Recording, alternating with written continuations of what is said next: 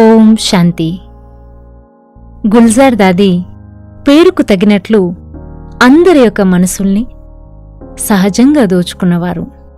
మమ్మ, బాబా మరియు దీదీల సాకార పాలనలో పెరిగినవారు. అవ్యక్త బాప్దాదా రథము, దివ్య దృష్టి ధాత్రి. గుల్జార్ దాది మొదటి నుండి ధ్యానము, సాక్షాత్కారాల పాత్రను పోషించినవారు. బాబాకి విశేషమైన అనన్యమైన బిడ్డ. యజ్ఞంలోని ఆది రత్నం, మనందరి స్నేహి అయిన గౌరవనీయులు గుల్జార్ దాది గారి జీవితంలోని కొన్ని అవిస్మరణీయమైన మరియు రమణీయ విషయాలను ఈరోజు విందాం రండి. కరాచీలోని ఒక సంపన్న కుటుంబంలో 1929వ సంవత్సరంలో గుల్జార్ దాది గారు జన్మించారు. వీరి యొక్క లౌకిక పేరు శోభ. 8 మంది సోదర సోదరీలలో వీరు అందరికంటే పెద్దవారు. లౌకికంలో దాది 4వ తరగతి వరకు చదువుకున్నారు. వీరి యొక్క తల్లిగారు ఎంతో భక్తిని చేస్తూ ధార్మిక ఆలోచనలను కలిగినటువంటి మహిళ. లౌకికంలో ఆల్రౌండర్ దాది వీరి యొక్క తల్లిగారు. రుక్మిణి దాది వీరి యొక్క పిన్ని. వీరి పరివారమంతా కరాచీలో ఉండేవారు. వీరి తల్లిగారు ఎంతో స్వేచ్ఛతో వీరిని బాబా యజ్ఞంలో ఆత్మార్పణ గావించారు. ఎందుకని అంటే తన యొక్క సంతానంలో ఒక్కరైనా ఆధ్యాత్మికత వైపుకు తప్పకుండా వెళ్ళాలి అని ఆమె ఎప్పుడూ కోరుకునేవారు. యజ్ఞం యొక్క ఆదిలో 1937వ సంవత్సరంలో 8 సంవత్సరాల అతి చిన్న వయస్సులో హైదరాబాద్లోని ఓం నివాస్ బోర్డింగ్ స్కూల్ ద్వారా యజ్ఞానికి చేరువయ్యారు మన గుల్జార్ దాది. వీరు వీరి పిన్నిగారి పిల్లలతో కలిసి బోర్డింగ్కి వచ్చారు. కానీ నెమ్మదిగా వారందరూ వెళ్ళిపోయారు. బాబా వీరికి హృదయ మోహిని అన్న అవ్యక్త పేరును పెట్టారు. పిల్లలైన వీరందరికీ మమ్మ, బాబాలు ఎంతో ప్రేమగా అల్లారు ముద్దుగా పాలన ఇచ్చారు. సుమారు 80 మంది పిల్లలు కలిసి ఒకే పెద్ద హాల్లో ఉండేవారు. వీరందరి పాలనను చూసుకునేందుకు 5 మంది దాదీలు మరియు మాతలు కూడా ఉండేవారు. వీరి పాలన అంతా రాజకుమారీల పాలనలా ఉండేది. సీజన్లో వచ్చేటువంటి పండ్లను బాబా ముందుగా చైతన్య దేవతామూర్తులైన వీరికి తినిపించేవారు. మమ్మ, బాబాలు వీరికి ప్రతిరోజు ఉదయం గుడ్ మార్నింగ్, రాత్రి గుడ్ నైట్ కూడా చెప్పేవారు. అప్పుడు ఒక పాట వచ్చేది. ఆ పాటతో ప్రతిరోజు నిద్రలేచేవారు. అలాగే రాత్రి మరొక పాటతో నిద్రించేవారు. బాబా వీరితో ఇలా అనేవారు, పిల్లలు, మీరు ఎవరో తెలుసా? మీరు ఆత్మలు. మీరు చైతన్య దేవతామూర్తులు. మీరే బ్రహ్మ, విష్ణు, శంకర్లు. ఎందుకని అంటే ఉదయం సృష్టిని రచిస్తారు కనుక మీరు బ్రహ్మలు, రోజులో పాలన చేస్తారు కనుక మీరు విష్ణువులు, రాత్రి దినచర్య సమాప్తమవుతుంది కనుక శంకరులు అని మొదటి నుండి వీరిలో చాలా నష ఎక్కించేవారు. ఓం మండలికి వచ్చిన వారందరూ ప్రపంచం లెక్కలో పెద్ద షావుకారుల కుటుంబాల నుండి వచ్చినవారు. ప్రతి చిన్న పనికి నౌకర్లు ఉండేవారు. కానీ యజ్ఞంలో అయితే బాబా తమ నిస్వార్థ ప్రేమతో కూడిన పాలన ద్వారా పిల్లల్ని తనవారిగా చేసుకున్నారు. బ్రహ్మ బాబా యొక్క పరిపాలన, దక్షత, కర్తవ్య శిక్షణ ఎటువంటివంటే వారిలోని ఈ విశేషత అందరిలో ఉల్లాస ఉత్సాహాలను ఎక్కువ చేసేది. ఎటువంటి సేవ అయినా చాలా మంచిగా అయిపోయేది. బాబా పిల్లలైన వీరితో వారి చిన్నప్పటి నుండే యుక్తితో ఈశ్వరీయ సేవను చేయించేవారు. ఉదయాన్నే చంద్రమణి దాది పిల్లలందరితో డ్రిల్ చేయించేవారు. తర్వాత అందరూ తోటకి షికారుకి వెళ్లేవారు. అక్కడ వారు మిట్టూ దాది ద్వారా నేర్చుకున్న బాబా వ్రాసిన పాటను పాడేవారు. ఆ పాట యొక్క భావార్థం ఇలా ఉండేది. ఏమని అంటే, ఒక సాలెపురుగు ఉంది. అది తన వలను తానే తయారు చేసుకుని తన ఇంటిని తయారు చేసుకుంటుంది. తర్వాత తానే తన వలలో ఇరుక్కుంటుంది. అలాంటప్పుడు అది ఇతరులను ఎలా ముక్తి చేయగలదు? తోటకి సమీపంలో ఒక గురువుగారి సత్సంగం జరుగుతూ ఉండేది. ఆ గురువుగారు ఈ పాటను విని చాలా విసుక్కునేవారు. కానీ పిల్లల్ని మాత్రం ఏమీ అనేవారు కాదు. బాబా ఓం నివాస్కి వచ్చే క్రొత్తవారికి పిల్లల అభినయం ద్వారా జ్ఞానాన్ని ఇచ్చేవారు. బాబా సందర్భానుసారంగా కొన్ని డైలాగ్స్ని వ్రాసి వాటిని పిల్లలకిచ్చి అభినయించమని చెప్పేవారు. చిన్నపిల్లల ద్వారా జ్ఞానాన్ని వినటాన్ని ఎంత పెద్దవారైనా చెడుగా భావించేవారు కాదు. బాబాలో అర్థం చేయించే కళ అద్భుతంగా ఉండేది. ఎవరైనా పొరపాటు చేసినా బాబా ముందుగా వారిని ప్రశంసించేవారు.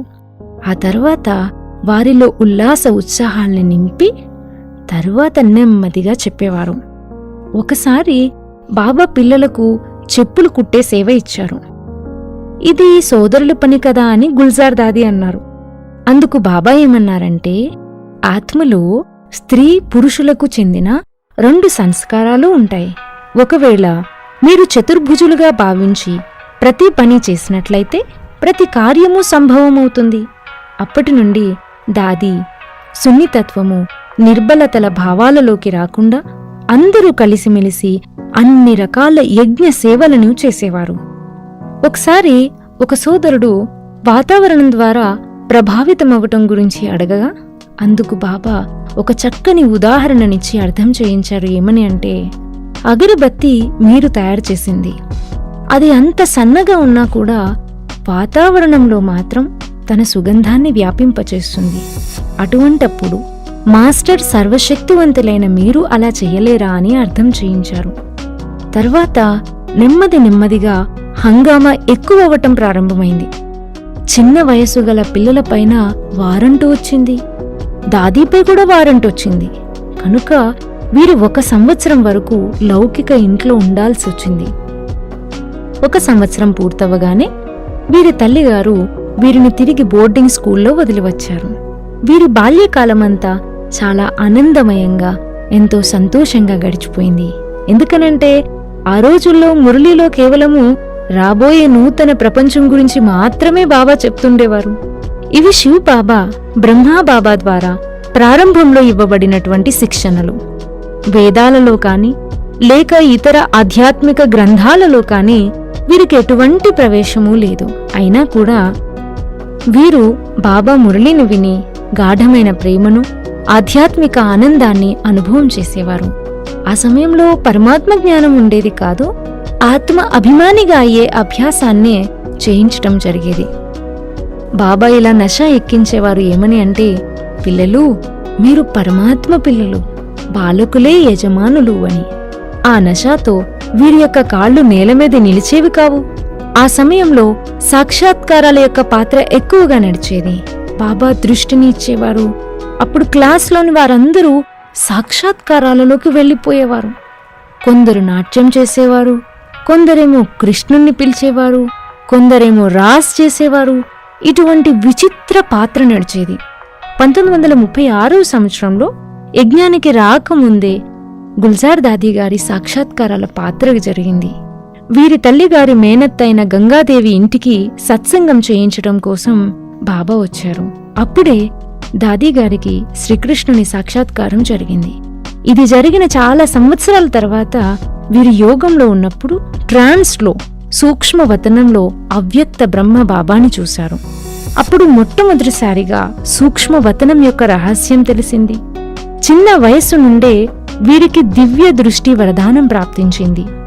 యోగంలో కొంతమంది పిల్లలకు సత్యయుగ దృశ్యాలు అనుభవమయ్యేవి. బ్రహ్మ బాబా మరియు మమ్మాలకు కూడా ఈ దృశ్యాలు కనిపించేవి కావు. ఈ విధంగా దాదీగారి యొక్క సందేశీ పాత్ర ఆరంభమైంది. 1950వ సంవత్సరంలో యజ్ఞము మౌంట్ ఆబూకి మారిన తర్వాత బాబా చాలా మంది పిల్లల్ని భారతదేశ సేవలకై పంపించారు. వీరు కూడా చాలా సంవత్సరాలు లక్నోలో సేవలను చేసిన తర్వాత ఢిల్లీ సేవలకు ఇన్ఛార్జ్గా అయ్యారు. వీరెప్పుడు కూడా భారతదేశ మ్యాప్ను చూడలేదు. లక్నో ఎక్కడ ఉందన్న జ్ఞానం కూడా వీరికి ఉండేది కాదు. అయినా కానీ నిశ్చయము మరియు ధైర్యముల యొక్క ఆధారంతో వీరు సేవలలో ఉన్నతి చెందుతూ వెళ్లారు. దాదీగారు ఢిల్లీలో మరియు ఢిల్లీ చుట్టుప్రక్కల క్షేత్రాలలో సేవలను చాలా విస్తరింపచేశారు. చాలామంది పెద్ద పెద్ద విఐపిల సేవను కూడా దాది చేయడం జరిగింది. 1969వ సంవత్సరం జనవరి 18న బ్రహ్మబాబా అవ్యక్తమైన తర్వాత వీరు అవ్యక్త బాప్దాదా ద్వారా మురళిని వినిపించేందుకు, పిల్లలను కలిసేందుకు మాధ్యమంగా అయ్యారు. 1969వ సంవత్సరం నుండి 2015వ సంవత్సరం వరకు నిరంతరంగా విభిన్న సేవా కేంద్రాలను తిరిగి సేవలు చేశారు. స్వపరివర్తనపై వీరు చాలా మంచి వ్యాఖ్యానం చేసేవారు. వీరు పెద్ద పెద్ద సమ్మేళనాలలో అతి సరళంగా మరియు మనసుకు హత్తుకునే మాటలతో పరమాత్మ యొక్క సందేశాన్ని ఇచ్చేవారు. వీరి సరళ స్వభావము, భోలాతనము, అందరితో స్నేహంగా ఉండే స్వభావము సహజంగానే అందరినీ ఆకర్షించేవి. వీరు క్యాన్సర్ లాంటి శారీరక రోగాన్ని కూడా ఎదుర్కోవాల్సి వచ్చింది. అయినా కానీ రాజయోగ శక్తి మరియు ధైర్యం ద్వారా వీరు సహజంగానే దానిపైన విజయాన్ని పొందారు. 2007వ సంవత్సరం నుండి వీరు ముఖ్యంగా మధువనము మరియు ఢిల్లీ సేవా కేంద్రంలో ఉంటూ సేవ యొక్క పాత్రను పోషించారు. బాబ్దాదా నిరంతరము వీరిని వారి యొక్క మాధ్యమంగా చేశారు. సేవార్థమై వీరు అనేక పూర్వ పశ్చిమ దేశాలకు సేవార్థమై వెళ్లటం జరిగింది.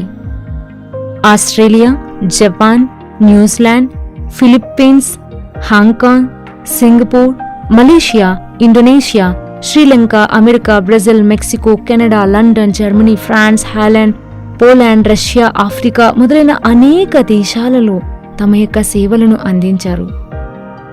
వీరు ఆధ్యాత్మికత, ఫిలాసఫీ, రాజయోగము, ఆర్ట్ ఆఫ్ లివింగ్ మొదలైన విషయాలపై చాలా నిపుణతతో అనేక ప్రసంగాలు చేశారు. వీరి యొక్క ఆలోచనలలో ఎంతో స్పష్టత, మాటలలో నిర్మలత గుణం ఉండేవి. అనుభవాలలో సంపన్నులుగా ఉండేవారు. ఈ కారణంగా అనేకులు వీరి ద్వారా పరమాత్మ యొక్క సందేశాన్ని పొందారు. విభిన్న దేశాల రాష్ట్ర అధ్యక్షులు వీరిని సన్మానించటం జరిగింది. వీరు అంతర్జాతీయ, జాతీయ స్థాయిలలో అనేక సమ్మేళనాలు, మేళాలు, ప్రదర్శనలు, ప్రచారాలు మొదలైనవి ఏర్పాటు చేశారు. అంతేకాక వీరు 2020వ సంవత్సరం మార్చి వరకు యజ్ఞానికి అదనపు ముఖ్య కార్యదర్శిగా, బిజినెస్ అండ్ ఇండస్ట్రీ వింగ్ మరియు కల్చరల్ సర్వీసెస్ వింగ్లకు అధ్యక్షురాలిగా ఉన్నారు. వీరు 2020 సంవత్సరం ఏప్రిల్ నుండి 2021వ సంవత్సరం మార్చి 10వ తారీఖు వరకు ప్రజాపిత బ్రహ్మకుమారీస్ ఈశ్వరీయ విశ్వవిద్యాలయానికి ముఖ్య ప్రశాస సంస్థ యొక్క ప్రశాసక కమిటీలో, రాజయోగ ఎడ్యుకేషన్ అండ్ రీసెర్చ్ ఫౌండేషన్లో, వరల్డ్ రెన్యువల్ స్పిరిచువల్ ట్రస్ట్లో మరియు బ్రహ్మకుమారీస్ ఎడ్యుకేషనల్ సొసైటీలో సభ్యురాలిగా కూడా ఉన్నారు. వీరు అందరికీ స్ఫూర్తిదాయకంగా నిలిచారు. పెద్ద వయసు కారణంగా వీరు గత కొన్ని సంవత్సరాల నుండి ముంబైలో ఉండి సైఫీ హాస్పిటల్లో వైద్యం చేయించుకున్నారు.